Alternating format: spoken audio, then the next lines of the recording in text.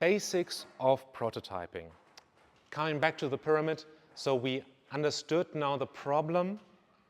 Again, we jumped through this quite quickly, and it's a little bit of theoretical exercise, but try to keep this in mind for every time you want to build a solution. Start with a problem. I know it's super boring, but it needs to be done. And now we're going into the solution. Building a solution is, for me in particular, always fun. I've already shown you a framework. Probably another framework that you already know is the double diamond.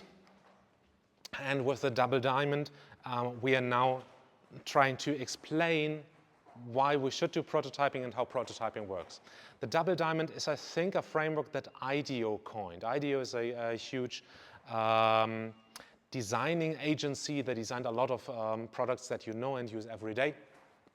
They said, when you start, you're first starting increasing a huge space, trying to explore, trying to understand. At some point when you're very, very broad in your thinking, you need to bring it all together and synthesize and define your problem that you try to solve. This is what we discussed right now, defining the problem space. And now we're trying to do the same thing again with the solution space. So we try to prototype, to iterate, to go very, very broad. And this is the first thing now that we do. How could a solution look like? And once we are very broad, we know all the opportunities how to make the solution. We iterate and prototype to define the prototype that we want to create. It's basically the same thing that I showed you, just visualized in a little bit different way. And why am I showing you this in a different way? Because prototyping is not a right or wrong thing. Everything that solves a problem, or that you think solves a problem, everything, in fact, that lets you learn something about the problem, about the solution, is a prototype. And you will see that also when we're doing workflows, there's never one way to do the workflow perfectly. And you don't want to do it perfect at this time. You want to do quick at this time. You want to reduce, this is probably one of the most important sentences, you want to reduce the time to feedback with prototyping. So it's not about making perfect, it's not about making product, it's making feedback with your product. All right, so we start with divergence thinking. This is what we are all very good at, it's brainstorming basically. And we come down with convergent thinking. And in prototyping, we do both of that. We can do convergent prototypes, we can make it bigger, we can add new features, and we can be convergent and trying to simplify it again, bring it down, bring it to one particular solution. And prototyping techniques you can use for that, you probably know a lot of them, divergent versus convergent thinking. With divergent thinking, there's so many, you have one stimulus to many potential answer, mind mapping, mind mapping, brainstorming, so many other things. And with convergent, again, you try to crunch the numbers, you try to crunch your learning, you try to test something, how the answer A or B needs to look like.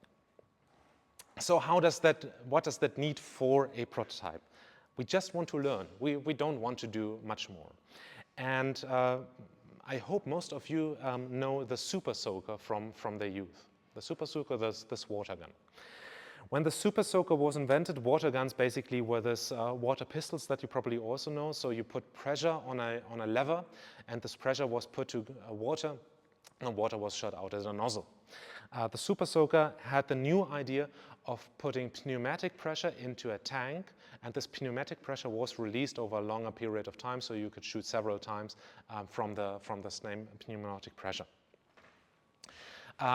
So the idea was first of all, is this fun? Does this work? And the inventor of this device just said, okay, just let people play with it, just see if this is something that people would want. So he went to a hardware store, got some piping, got some glue, and glued everything together. This was one of the first prototypes. It probably fell apart after 5 minutes of use, but this was not the point. It was not the point of seeing how highly qualitative is it. The point is, if I put pressure into this tank alongside with water, and I shoot out water at the front, first of all, does it work, and is it fun? And this is everything we wanted with this prototype, and it worked quite well. Who of you know the water gun company Spyro? One, two, not too many? Oh, that's interesting. Spyro is a startup. I think it was started in the Hochschule München. I'm not 100% sure. You say yes, okay. And they had a very similar idea in a very similar field. So their innovation was that you would have an electric water gun that shoots tiny water bullet. So basically you could play like tag or play paintball with water. It of course wouldn't hurt, but you could play a more grown-up version of this water fights. So they did it in a very similar manner. So they tried to build two products, two guns. I can remember they broke all the time, but this was not the point. The point was, if I give you a gun and me a gun, will we have fun playing this? And of course we did. I actually played it once, I think. It's huge fun. And from this, they could derive the critical hypothesis. Of course, the most critical hypothesis for every toy is it fun to use? So they could derive this, and it was not the point, does it work perfectly? How complex will the injection mold be? How expensive will it be to manufacture the hardware? Spoiler, quite expensive. But the key point was to see, does it work? And it worked. And in a very similar way to some 20, 30, maybe 40 years before those, the Super Soaker was invented with the easiest materials to just get it going. They got going what they wanted to do. So one key takeaway from this is whenever we do something, in particular for those doing some MINT program, who's an engineer or natural scientist from you guys? Some people. We guys have the biggest problem in trying to think simple. We usually think perfect. And now we need to do the opposite thing. We need to think, how can I make this as simple as possible to just test the one thing I want to test? And also, how want we to test? We want to build a viability prototype most of the time. So when we're thinking about a new value proposition, it's most of the time something where we think, is it viable? In the case of water guns, are they fun? We're not so much thinking about a technical prototype. Can we build something? Does this, what we are thinking, is it actually technically feasible? For most of the things we are considering building, I can already tell you it's technically feasible. If you're thinking about building a rocket engine or so, then you're probably on the technical prototyping thing. But if you're thinking about a web app, any kind of SaaS, any kind of consumer device, it's probably more the viability prototype. So we're thinking, should we build what we have the idea for? Can we build it to a price point that is interesting? Is it solving the thing? And of course, we do that step by step. The exercise will also show you how simple you can make those steps.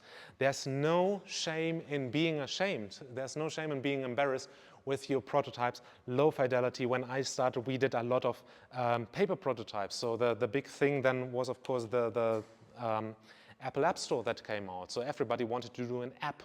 And the easiest way, of course, of doing an app is having DIN A4 paper, drawing an iPhone on it, and just basically drawing out all the workflows. I don't know if you have ever done that, but it's actually quite fun. If I be in front of you with a stack of cards, you press somewhere and I find the next stack of cards that I just put in front of you, and still see, of course, that's very low fidelity. And if we reimagine this pyramid, the kind of inside is very fundamental. It's not like you know that it's really responsive or that you would pay money for that. But in this low fidelity, we already know what are things working. Are you confused by the design? Does it work for you? And we go higher and higher with the fidelity, eventually also leading us to the slow code and high code thing. We, of course, want to eventually going with low code with that. And of course, if 1 million people use the service we are offering, then low code won't support our product anymore. It might support some of our operations, but the product at that point should be built in high code. And why do we want to do that? You also know that. We want to fail as early on as possible. Remember the .com crash, the .com bubble? Yes, one person remembers it. We are the old guys.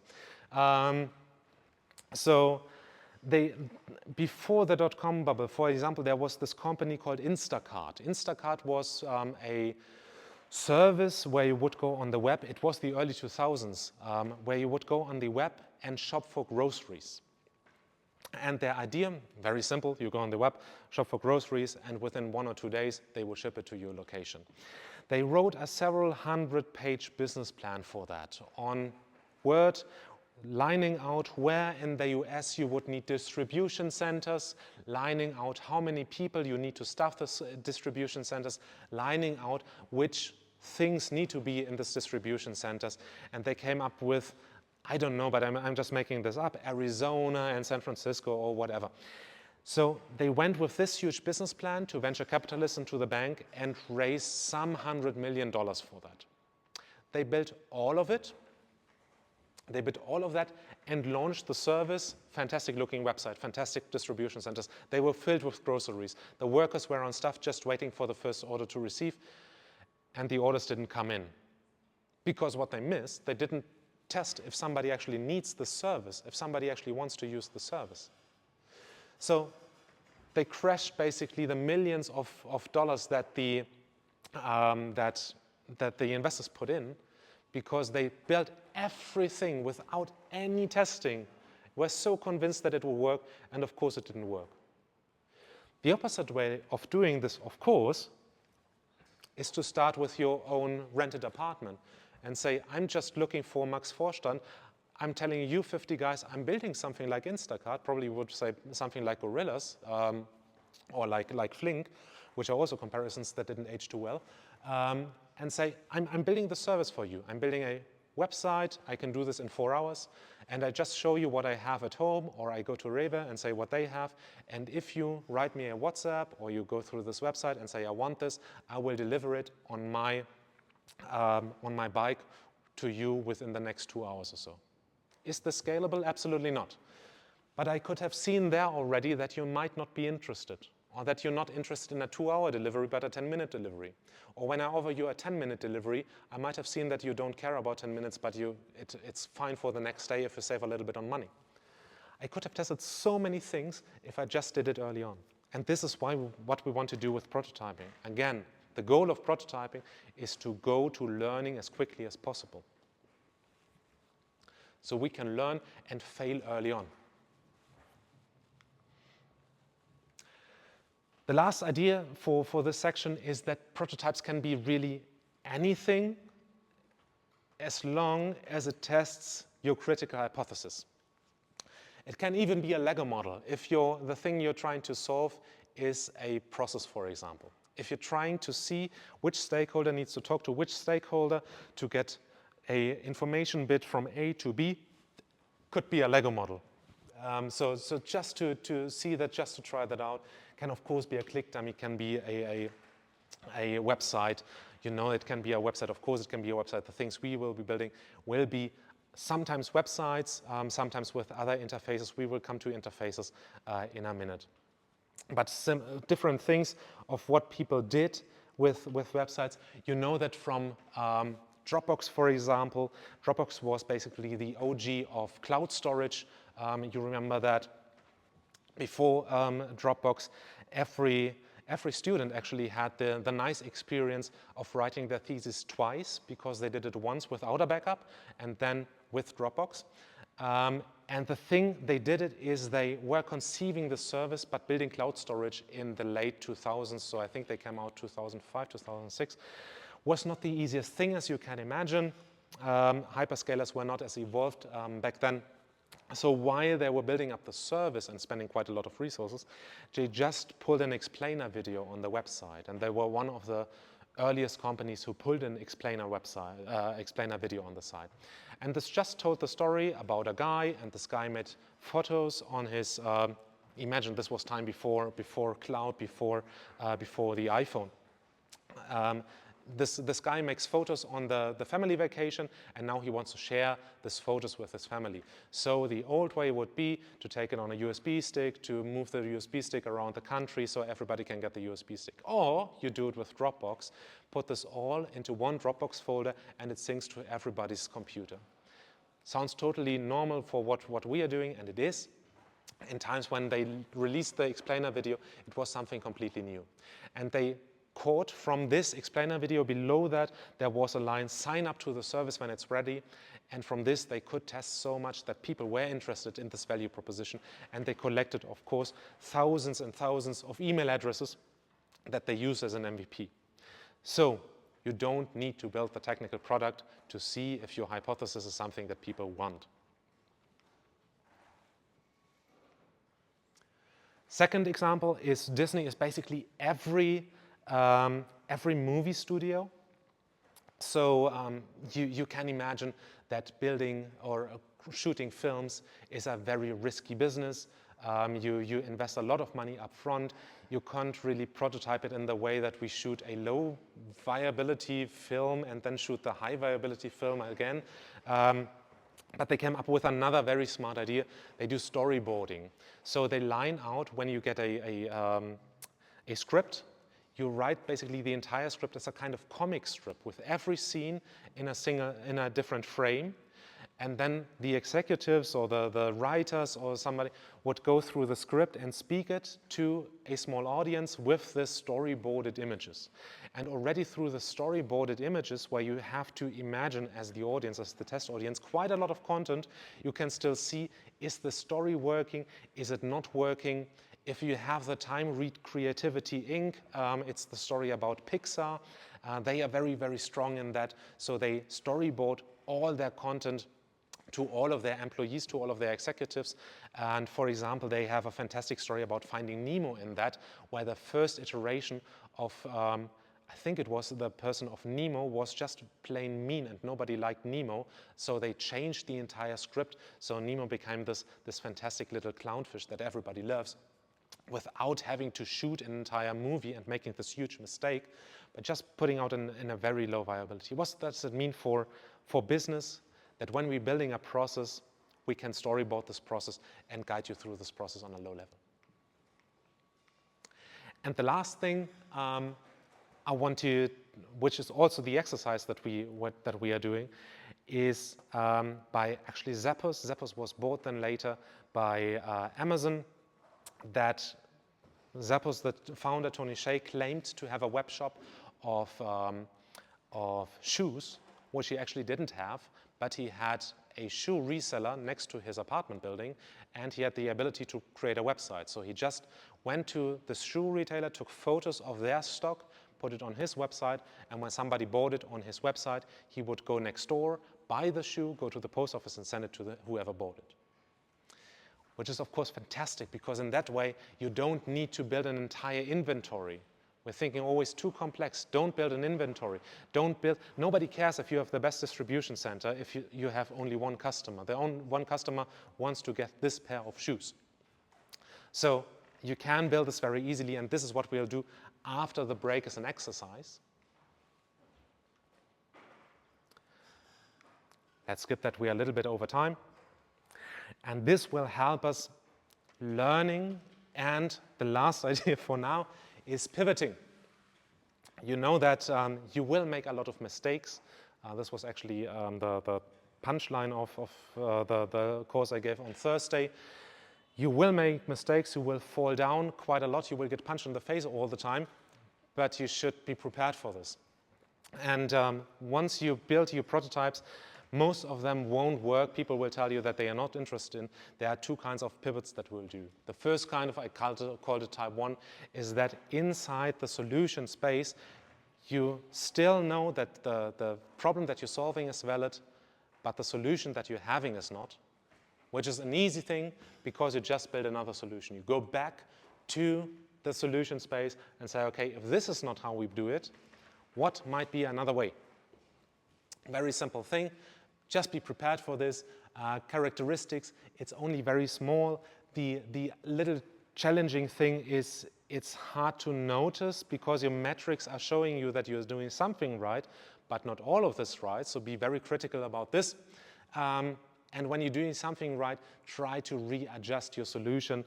Maybe you can even keep parts of the solution and just adjust small parts until your metrics go in the direction where you need them to go.